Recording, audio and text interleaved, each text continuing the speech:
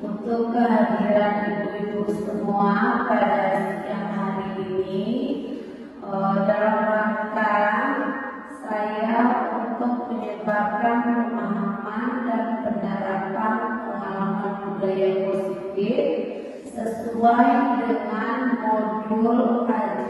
modul satu-satu yang sudah saya pelajari di calon guru penggerak angkatan 9. Perkenalkan Bapak Ibu-ibu, nama saya Dwi Prasetyowati, calon guru penggerak angkatan 9.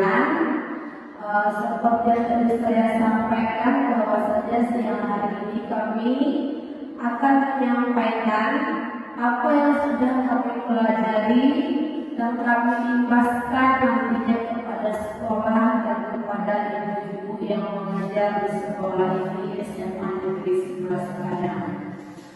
Seperti yang ada di tampilan, yaitu menyebarkan pemahaman dan penerapan pengalaman budaya positif. Saya Dwi Prasetyowati, calon guru penggerak angkatan 9 dari SMA Negeri 11 Padang.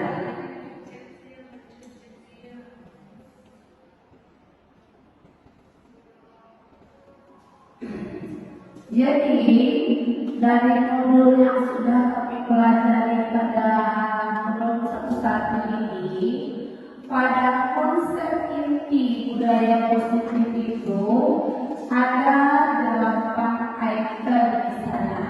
Yang pertama adalah perubahan paradigma belajar, yang kedua disiplin positif, yang ketiga nilai-nilai kebajikan, yang keempat kebutuhan dasar manusia, yang kelima motivasi perilaku manusia, yang kelima itu posisi kontrol guru, yang keenam keyakinan kelas, dan yang ketujuh itu adalah segitiga restitusi. Dari yang sudah saya pelajari dari 8 konsep inti budaya positif ini, itu sebagian besar sudah ada kita implementasikan di sekolah. Hanya saja mungkin ada beberapa item yang lebih dikuatkan lagi sehingga bisa menunjukkan karakter dari kita sekolah penggerak dan nantinya akan menjadi calon guru penggerak untuk angkatan berikutnya. Yang pertama itu adalah pembelajaran dengan paradigma baru, yaitu pembelajaran yang dirancang berdasarkan prinsip pembelajaran berdiferensiasi, sehingga para peserta didik belajar sesuai kebutuhannya berdasarkan tahap perkembangan sesuai teori psikologi modern untuk mewujudkan profil pelajar Pancasila.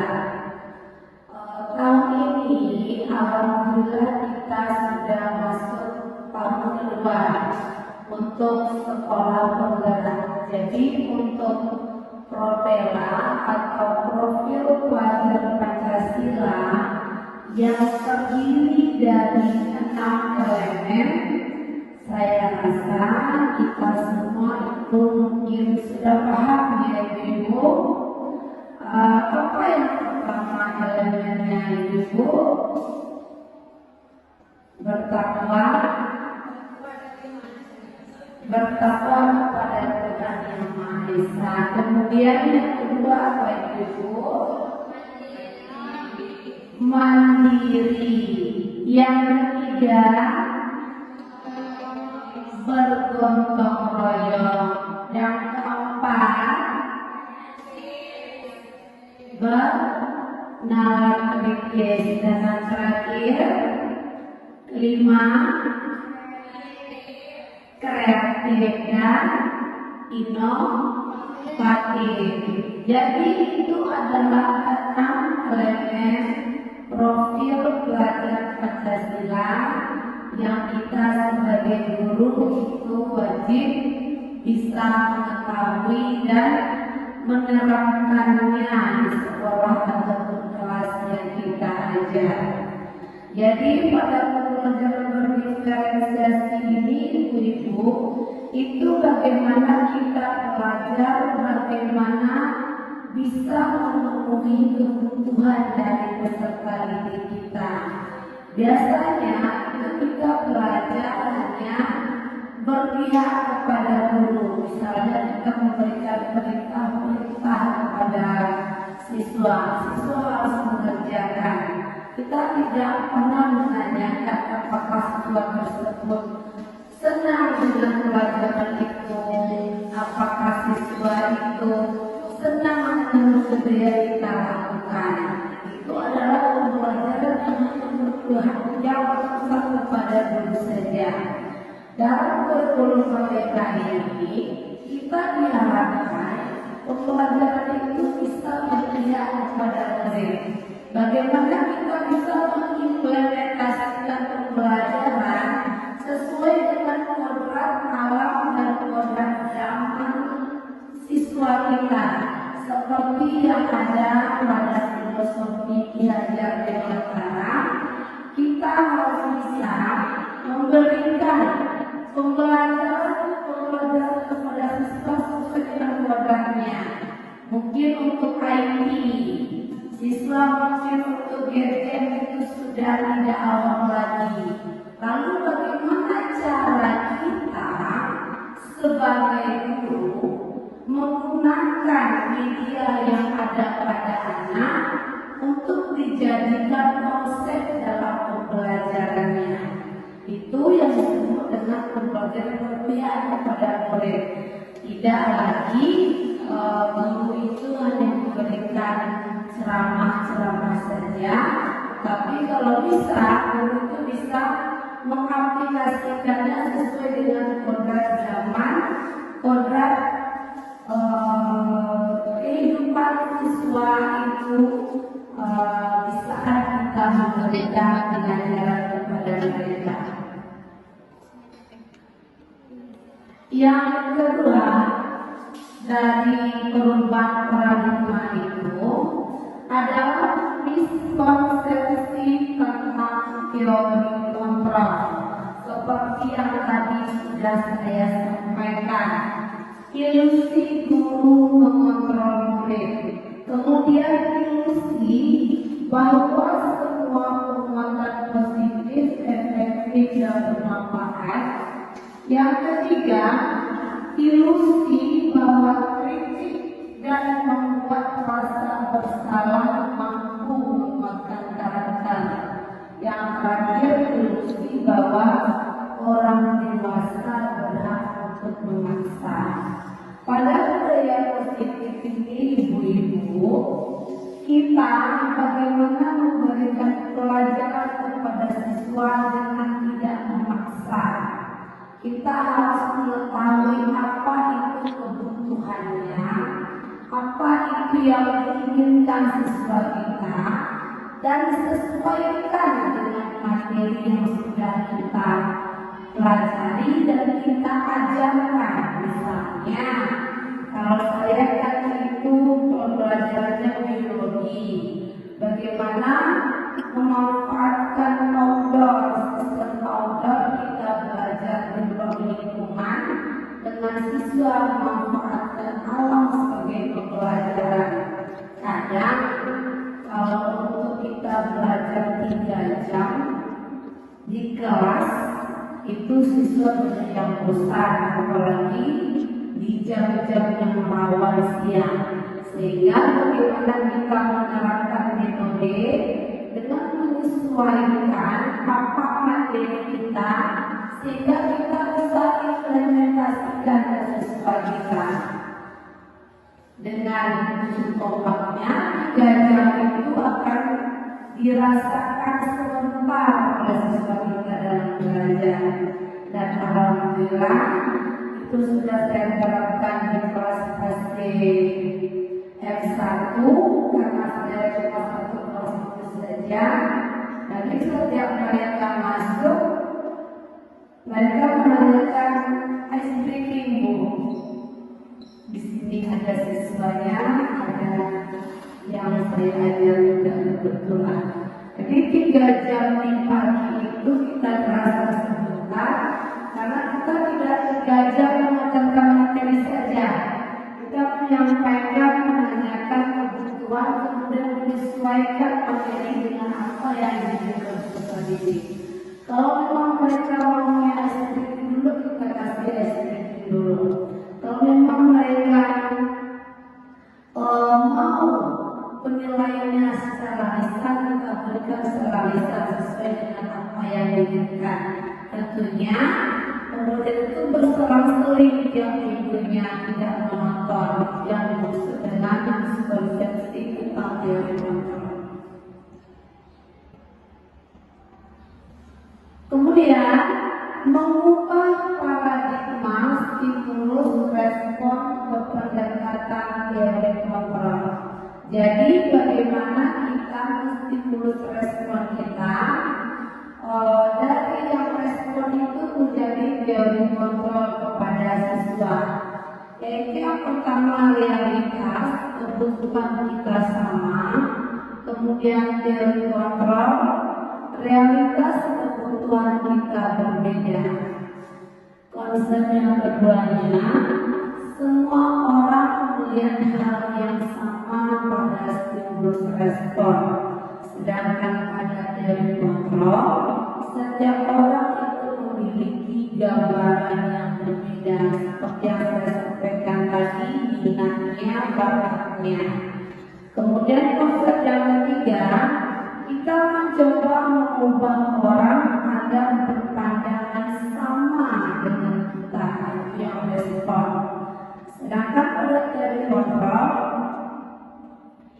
kita berusaha memahami pandangan orang lain tentang dunia sesuai dengan kodrat tempat siswa itu berkembang. Yang keempat, perilaku buruk dilihat sebagai suatu kesalahan. Sedangkan dari kontrol, semua perilaku itu pasti memiliki tujuan, seperti karakter peserta didik kita. Kita tidak boleh langsung memarahi jika siswa tersebut terlambat. Kita harus bertanya terlebih dahulu alasannya kenapa dia terlambat. Kita harus melaksanakan yang namanya nanti segitiga restitusi yang akan sampai pada tahapan nilai positif yang kedalaman.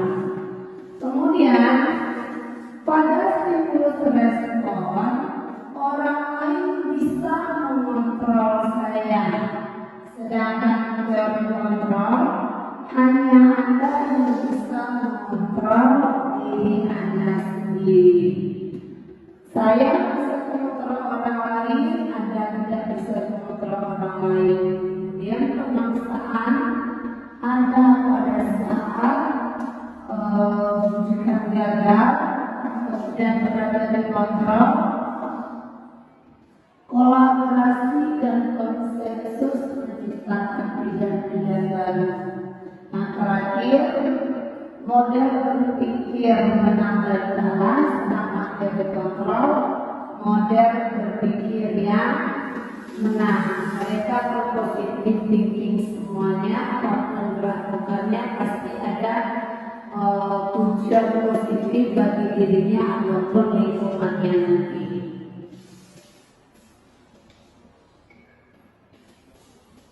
Nah, ini yang disiplin positif, poin kedua dari budaya positif penyebaran pemahamannya. Disiplin berasal dari kata disiplina yang artinya adalah belajar.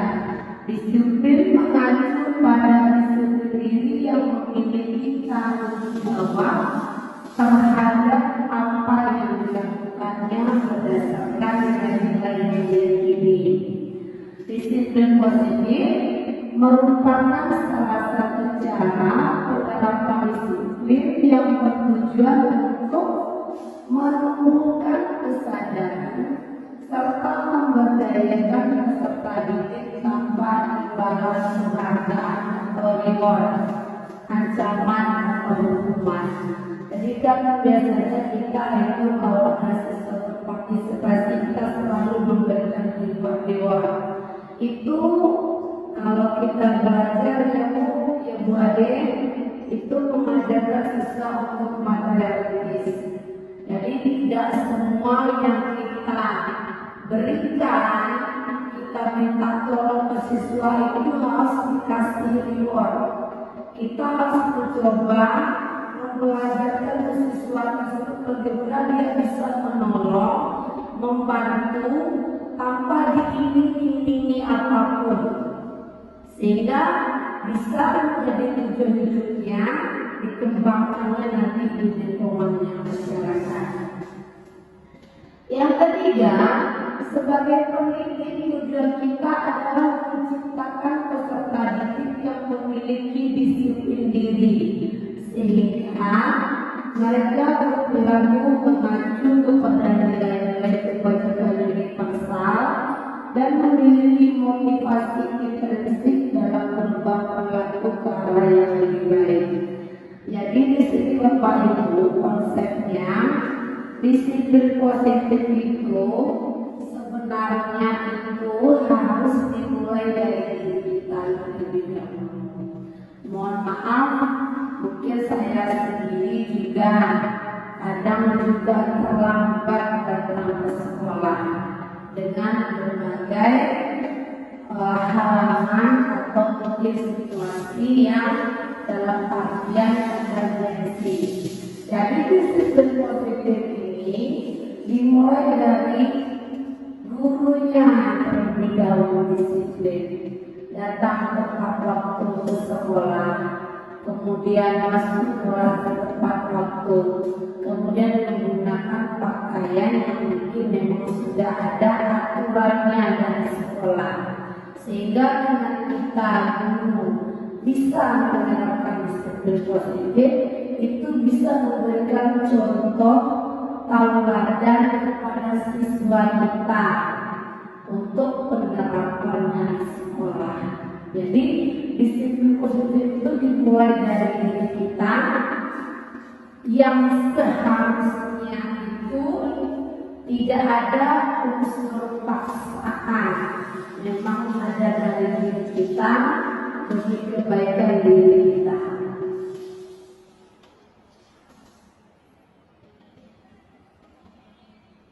Yang ketiga, nilai-nilai kebajikan.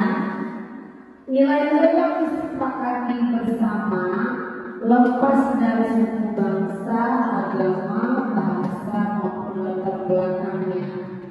Contoh nilai kebajikan institusi atau organisasi, yaitu yang pertama profil keluarga Pancasila yang tadi ada 6 elemen, beriman dan bertakwa kepada Tuhan Yang Maha Esa dan akhlak mulia, berkebinekaan global, gotong royong, mandiri dan tenaga kritis.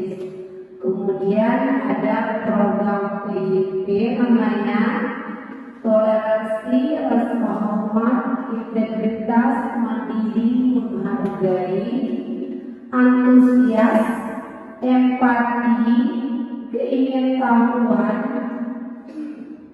kreativitas, kerjasama, percaya diri dan komitmen.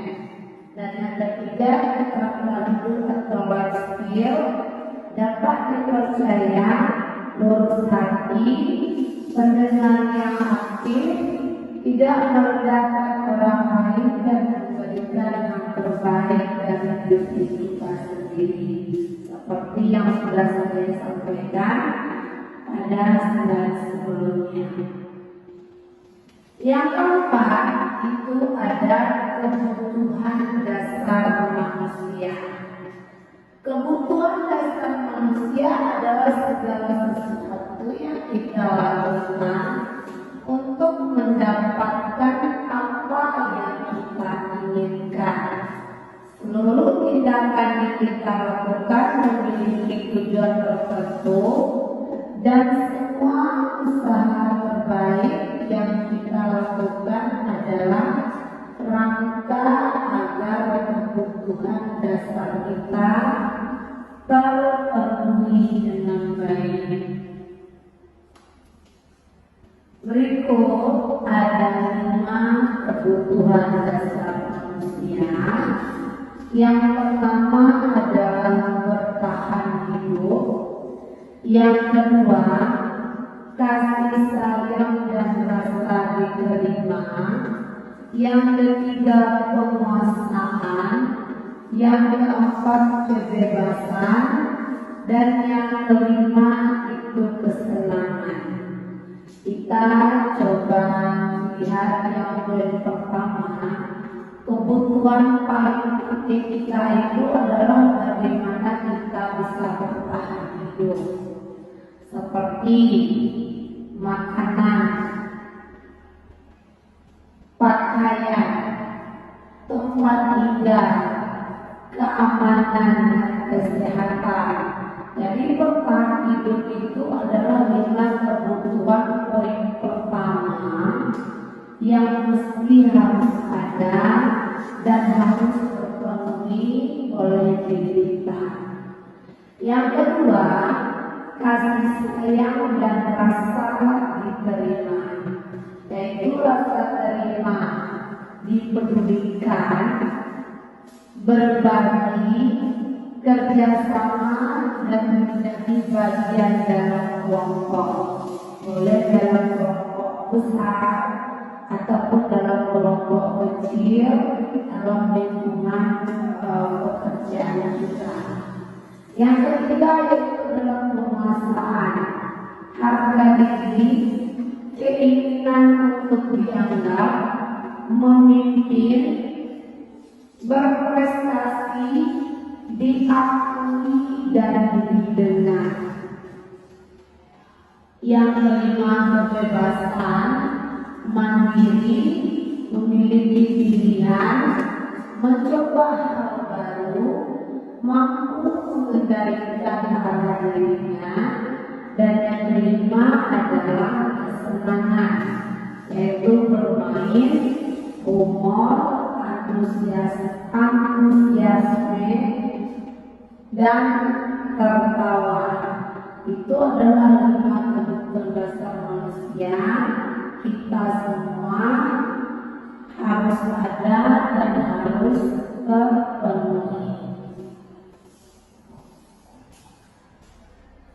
Kemudian poin yang kelima yaitu adalah motivasi perilaku manusia yang terdiri dari 2 motivasi, yaitu motivasi ekstrinsik dan motivasi intrinsik. Di mana pada motivasi ekstrinsik ini yang pertama adalah untuk menghindari ketidaknyamanan hukuman, kemudian untuk mendapatkan imbalan atau penghargaan dari orang lain.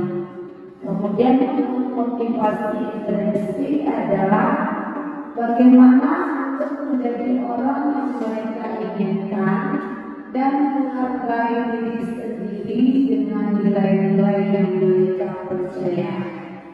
Itu ada 2 yang ibu. Nah, ini yang tadi ada hukuman, ada konsekuensi, dan ada restitusi. Yang pertama, hukuman itu tidak terencana tiba-tiba. Kemudian kita tidak tahu apa yang akan terjadi atau tidak dilibatkan. Yang ketiga, bersifat sederhana, saya dapat hukuman fisik atau psikis. Yang kedua, konsekuensi terencana, disepakati sesuai aturan. Yang kedua, murid tetap dibuat tidak nyaman.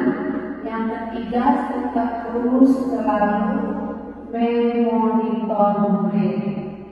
Yang ketiga, restitusi, proses menciptakan kondisi bagi murid untuk memperbaiki kesalahan.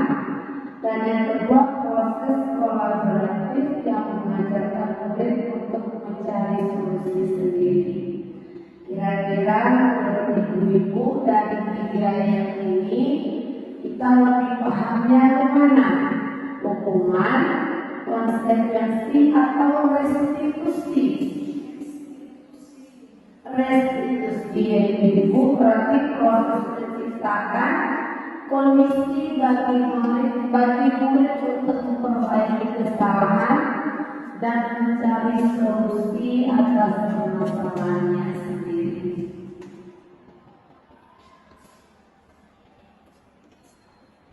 Ini 5 posisi kontrol guru. Yang pertama adalah penghukum. Yang kedua, membuat merasa bersalah. Yang ketiga adalah teman. Yang keempat adalah pemantau. Dan yang kelima adalah manajer. Sekarang mungkin saya mau sedikit sharing atau juga bertanya kepada ibu-ibu dari 5 posisi kontrol guru ini, kira-kira ibu-ibu lebih tepatnya kemana atau lebih seringnya yang bagian mana saat menghadapi siswa atau saat di kelas? Posisi yang mana yang ibu? Manajernya, sebagai pemantau, pembuat merasa bersalah, pemantau, atau penghukum? Apa posisi? Sebagai teman. Berarti posisi kontrol guru yang sering digunakan adalah sebagai teman. Ada yang lain, Bu Bibi, posisi kontrol apa yang diimplementasikan atau diaplikasikan saat Bu Bibi bertemu dengan siswa atau menghadapi siswa? Pemantau dan teman. Betul, sama dengan seperti. Ada lagi ibu yang lain. Mungkin ini biasanya pakai yang mana, Bu? Pemantau dan teman. Jadi penghukum itu kita sudah tahu bagaimana kita menghukum siswa jika dia tidak melakukan apa yang sudah kita instruksikan, misalnya suruh dia sedang atau memilih sampah atau berlari di lapangan, kemudian membuat rasa bersalah. Misal sewaktu kita pikir di gerbang ada siswa memakai sendalnya kita ambil sehingga siswa itu di sekolah dia tidak memakai sendal karena tidak ada sepatu, dia malu sehingga dia hanya di kelas berdiam diri sehingga dia merasa bersalah atas apa yang sudah dilakukannya. Kemudian adalah sebagai teman, bagaimana siswa itu melihat guru itu dia tidak takut, tetapi dia segan kepada kita. Itu adalah teman. Jadi walaupun kita guru, dia mampu siswa ini menyampaikan aspirasinya kepada kita. Curhat dia mungkin, atau dia menyampaikan keluh-kesahnya mungkin. Itu sebagai teman. Yang kedua adalah pemantau. Ini biasanya dilakukan oleh para wali kelas yang memantau apakah siswanya itu masuk, apakah siswanya itu belajar, apakah siswa tersebut menjalankan peraturan sesuai yang diinginkan. Itu adalah guru yang memiliki posisi kontrol untuk memantau. Dan yang kelima itu adalah manajer atau pemimpin. Jadi kami pernah ada kolaborasi namanya, sebaiknya dari 5 posisi kontrol guru itu yang lebih ada penguatannya itu adalah di mana guru bisa menjadi pemimpin bagi teman, menjadi pemimpin pembelajaran di kelas bagi murid. Itu yang disebut dengan manajer. Jadi 5 posisi kontrol guru ini sudah dapat kita terapkan juga mungkin untuk kedepannya, mungkin segala sesuatu yang berhubungan dengannya. Posisi kontrol yang tidak memberikan kontribusi baik bagi kita, mungkin perlu kita kurangi sedikit demi sedikit.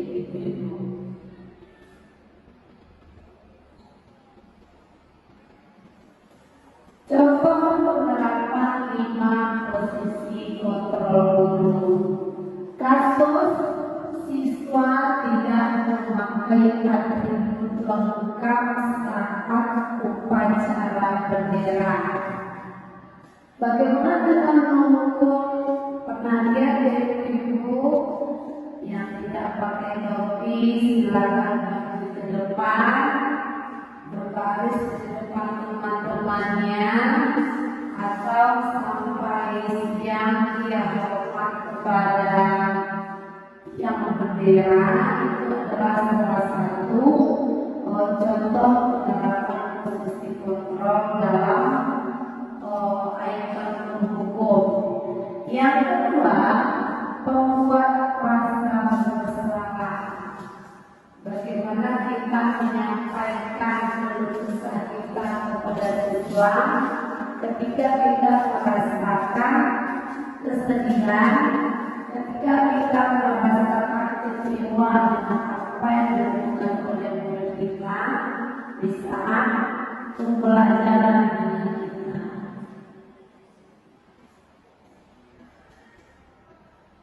Kemudian sebagai teman,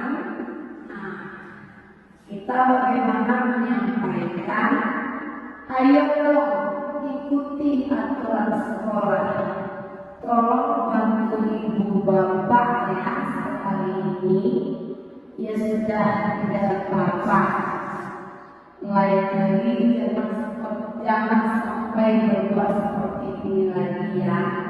Itu bahasa posisi kontrol guru yang sebagai teman, menanyakan terlebih dahulu, kemudian menyampaikan sesuatu yang membuat siswa tidak merasa bersalah dengan apa yang dilakukannya. Sebagai pemantau, kamu sudah melanggar peraturan sekolah. Kamu tahu konsekuensinya. Setelah upacara, kamu beli atributnya untuk operasi dan jangan diulangi lagi. Itu contoh posisi kontrol guru sebagai pemantau. Kita tanyakan, kita review kembali kesepakatan atau keyakinan dari peraturan sekolah kita. Kita pastikan anak itu memang dia melanggar keyakinan tersebut. Langsunglah kita memberikan solusi dengan siswa mengundi atributnya, dikomunikasi dan berharap tidak terulang kembali. Dan ini yang manajer sebagai pemimpin tadi. Apakah kamu tahu kesalahanmu? Kira-kira bagaimana kamu perbaiki kesalahan? Kita tanyakan, kita coba siswa tersebut mencarikan solusi, dan dia mulai berpikir dengan apa yang sudah dilakukannya, kesalahan yang telah diperbuatnya. Itu adalah posisi manajer. Ini yang tadi posisi kontrol. Apakah aku, apakah manajer, pemantau, teman, penghukum, atau pembuat besar-besar? Itu semua kita sudah tahu, kita sudah jalankan. Kita hanya tinggal mungkin penerapan yang lebih baik. Keyakinan keras, poin yang ketujuh. Mengapa keyakinan keras? Mengapa bukan peraturan? Ada yang bisa menyampaikan ibu apa beda keyakinan dengan peraturan?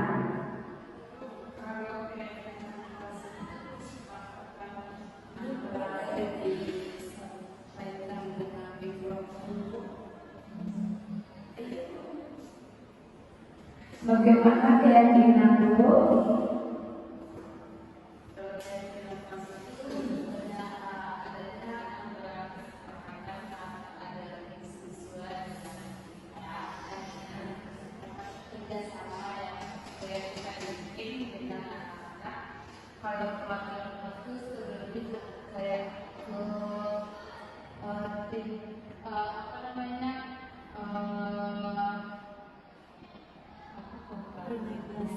Penegasan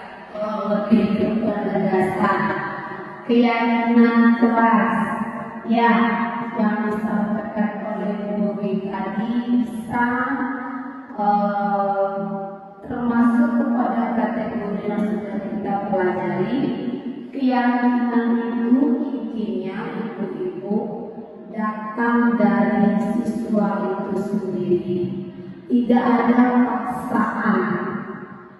Terpakai rapi dia ke sekolah, datang tepat waktu dia suatu keyakinan.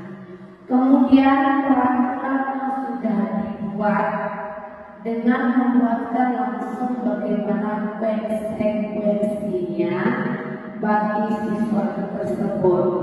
Meskipun begitu, keyakinan kelas dan peraturan itu tetap harus kita sepakati bersama. Keyakinan guru dan keyakinan siswa di kelas. Sekarang saya yakin ibu-ibu di sini adalah wali kelas. Sebagian besar di sini wali kelas. Mungkin saya mau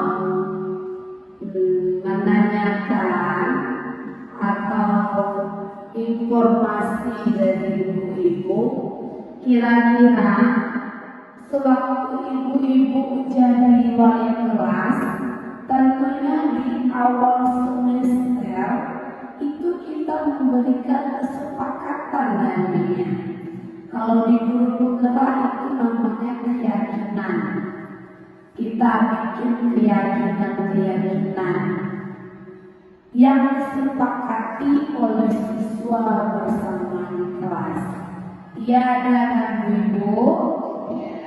Kira-kira apa yang kita di kelas yang sudah pernah kita terapkan? Ya, silakan boleh. Mungkin sebelum pembelajaran kita sudah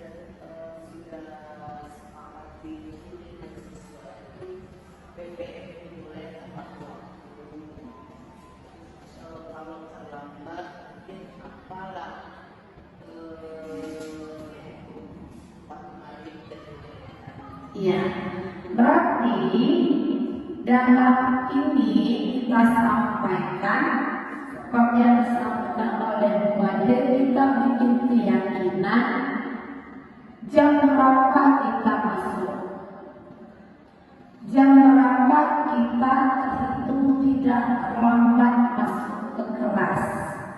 Itu aturan dari keyakinan kelas. Kalau memang nanti kamu melanggar, kita bikin keyakinan bersama-sama apa yang akan menjadi solusinya. Seperti menjaga kebersihan. Bagaimana kita menyampaikan ke siswa, menginstruksikan kepada siswa untuk bisa menjaga kebersihan kelasnya, termasuk juga siswa yang piket di jadwalnya. Intinya pada keyakinan ini nanti ada beberapa mungkin yang kita sampaikan bagaimana alur penulisan, seperti kita menyampaikan tidak boleh membuang sampah sembarangan. Mungkin nanti akan kita sedikit kita ganti sedikit dengan membahasakan jagalah kebersihan. Tidak boleh datang terlambat. Mungkin kita ganti sedikit dengan datanglah tepat waktu. Jadi kita bagaimana kita membahasakan siswa tidak terlalu keras, tetapi menyampaikan konsep inti yang nantinya akan dijalani dan yang akan menjadi keyakinan bagi siswa dalam penerapan pembelajaran kelas untuk pertemuan-pertemuan berikutnya. Pembentukan keyakinan kelas itu bersifat abstrak, berupa pernyataan universal dibuat dalam pernyataan positif sedikit saja agar mudah diingat, kemudian sesuai dengan kondisi kelas dan sekolah sehingga mudah diterapkan. Terakhir, semua warga sekolah atau warga kelas dilibatkan saat membuat keyakinan kelas. Jadi mungkin nanti siswa kita ada 30, masing-masing siswa tersebut nanti akan menuliskan atau kita bagikan sedikit note kepada siswa. Mereka buat keyakinan apa yang harus ada di kelas tempat mereka belajar. Nanti siswa akan menempelkannya di kelas. Nanti guru akan membaca satu persatu keyakinan yang menurut ibu-ibu sesuai dengan lingkungan belajar. Kemudian nanti setiap kelas, seluruh kelas akan menyetujui kesepakatan tersebut untuk diterapkan pada pertemuan-pertemuan berikutnya di kelas. Sehingga nanti setelah siswa menyampaikan apresiasinya, guru akan mendetail atau guru nanti akan merevisi bagaimana pernyataan tersebut dibuat sedikit saja, kata-katanya tidak terlalu panjang tapi mudah diingat, seperti datanglah tepat waktu, jangan buang sampah sembarangan, kita ganti dengan cintailah kebersihan, menggunakan kata-kata yang tidak terlalu banyak tapi mudah diingat, memberikan keyakinan jelas yang kita sepakati bersama di kelas. Intinya siswa setuju, kita guru pun menjadi setuju, sehingga proses PPM di kelas itu akan berjalan seperti apa yang kita harapkan. Dan ini adalah segitiga restitusi, di mana suatu proses dialog yang dijalankan oleh guru agar dapat menghasilkan murid yang mandiri dan bertanggung jawab, di mana pada segitiga restitusi ini tahapan yang pertama adalah menstabilkan identitas, kemudian validasi tindakan yang salah, dan yang ketiga adalah menanyakan keyakinan sebagai yang disebut seperti menghormati teman, jaga kebersihan, disiplin, dan sebagainya. Yang pertama, menstabilkan identitas. Saya sudah demonstrasi kontekstual dengan siswa S1, berhubungan jumlah siswanya ada di sini. Waktu itu saya ambil konsepnya, siswa ini berkata kasar kepada temannya karena temannya tersebut merobek catatannya, sehingga si yang punya catatan ini dia merasa marah, sehingga dia menggunakan kata-kata yang kasar kepada temannya. Siapa namanya Aziz? Siapa namanya? Ali. Jadi ini marah karena kata-katanya dirobek oleh si Ali, dan si ini memberikan kata-kata yang kasar, sehingga membuat informasi tersebut sampai kepada guru, dan guru memanggil Mimi untuk langsung menanyakan seperti menstabilkan identitas, menanyakan, tidak langsung menyalahkan, tetapi berbuat salah itu wajar. Tidak ada manusia yang sempurna. Ibu bapak juga pernah melakukan itu. Ibu bapak tidak mau mencari siapa yang salah, tapi ibu bapak ingin mencari solusi dari permasalahan ini. Kamu berhak merasa begitu. Sewaktu itu saya tanyakan kepada siswa, pada Nindi, wajar saja kamu marah karena catatan kamu dirobek oleh Aziz. Kalau ibu menjadi kamu, ibu mungkin akan melakukan hal yang sama. Tetapi untuk mengapresiasi ada baiknya Nindi tidak menggunakan kata-kata yang kasar kepada temannya Ali.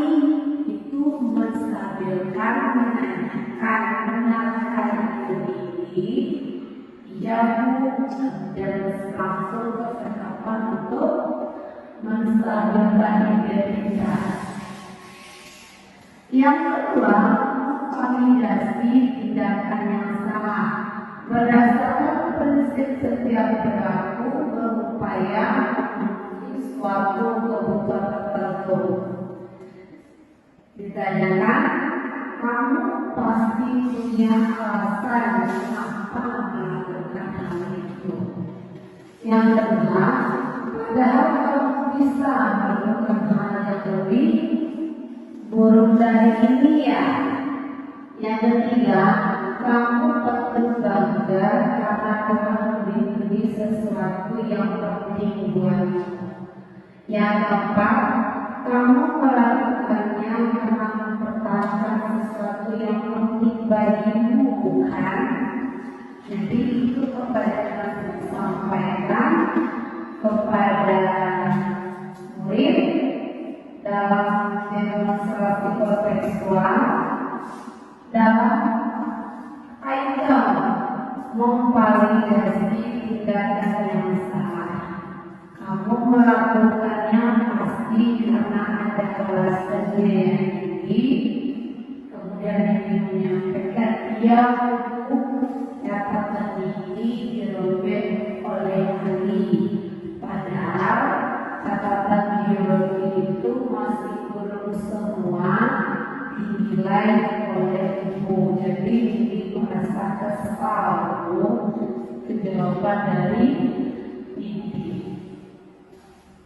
Yang ketiga, menanyakan keyakinan berdasarkan prinsip dari kontrol pada dasarnya dengan berkomunikasi secara intrinsik dari dalam, yaitu apa keyakinan kelas kita, nilai-nilai apa yang harus disepakati bersama, seperti apa gambaran sebuah kelas yang ideal menurut kamu.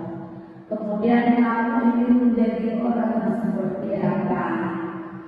Setelah memvalidasi, kita tanyakan, tahukah keyakinan kelas apa yang sudah kamu lakukan? Siswa menjawab, tahu, yang saya lakukan adalah saya tidak menghormati teman dengan berkata-kata yang tidak baik. Tahukah ini kesalahan, tahu, ingin minta maaf, dan tidak akan melakukan kesalahan yang sama untuk kedepannya. Itu adalah segitiga eksekusi bagian ejen dari menanyakan keyakinan. Ini pendalaman segitiga eksekusi karena ini berupa PDF, jadi hanya tampak gambar saja, dan kemudian yang terakhir itu adalah tanggapan siswa dari siswa S1. Kenapa masa yang S1? Karena kebetulan untuk kurikulum merdeka itu saya hanya kebagian satu kelas S1, sebelumnya itu di kelas 12 itu kurikulum 13.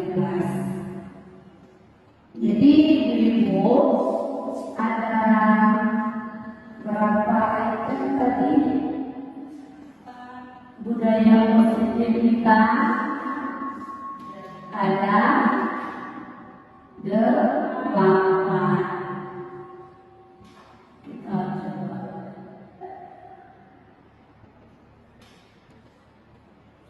Jadi ada 8 dari ibu. Mudah-mudahan apa yang saya sampaikan dan apa yang sudah kami bahaskan, semoga ada memberikan perubahan yang baik bagi pembelajaran kita dan sekolah kita untuk kedepannya. Mungkin ibu-ibu ada yang mau menambahkan, boleh? Ada yang mau menambahkan ibu-ibu? Sudah sepakat kita semua ibu-ibu dengan 8 keyakinan ini untuk konsep budaya positif bagi diri kita, lingkungan kita, dan juga sekolah tempat kita mengajar pada saat sekarang ini. Mungkin hanya ini yang bisa saya sampaikan ibu-ibu. Saya mungkin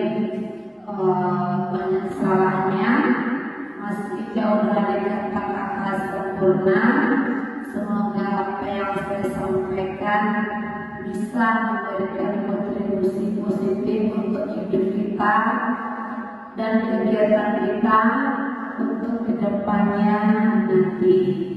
Saya sudahi Ibu dengan mengucapkan alhamdulillah dan terima kasih. Assalamualaikum warahmatullahi wabarakatuh.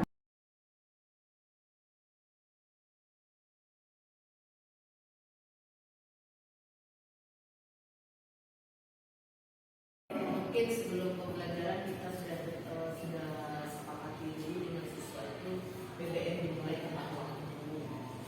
Kalau terlambat mungkin apalah